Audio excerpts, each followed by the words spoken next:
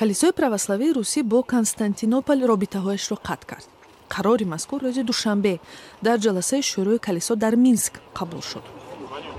Это было вынужденное решение, но иного решения не мог принять наш священный. این یک تصمیم ناگزیر بود ولی شورای کلیسا دیگر قرار هم قبول کردن نمیتوانست.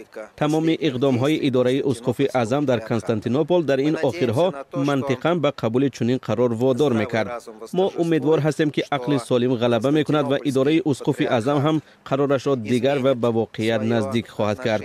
ولی تا آن زمان و تا وقتی که این تغییرات صورت نمیگیرد و قرارهای غیر قانونی و خلاف با قانونهای کلیسا گرفته میشوند، ما نمیتوانیم در تماس و همکاری با کلیسای کنستانتینوپل باشیم. کلیسا تقسیم شد. Мы не сможем находиться в общении с этой церковью, оказавшейся сегодня в расколе. сабаби тақсим шудани калисо дар қарори падар Варфоломеи як дар тақдими мақоми мустақилият ба калисои православии Украина мебошад.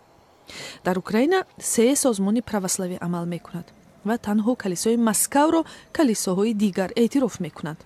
ду калисои дигар эътироф шуда нест ва дар чунин шароит бояд ҳар се калисо ки дар ҳолати ихтилоф ҳастанд ин тафриқаҳои худро канор гузоранд. дар Москав тасмими Константинополро бо ихтилофи азим дар дини масеҳӣ шабоҳат доданд ки асри 11 боиси ба равияҳои католикиву православӣ ҷудо шудани ин мазҳаб шудааст. тақсим шудани калисо маъноҳои сиёсӣ ҳам дорад.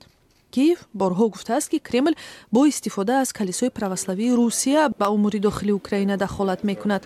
калисои Москав ин иттиҳомотро ҳамеша рад кардааст.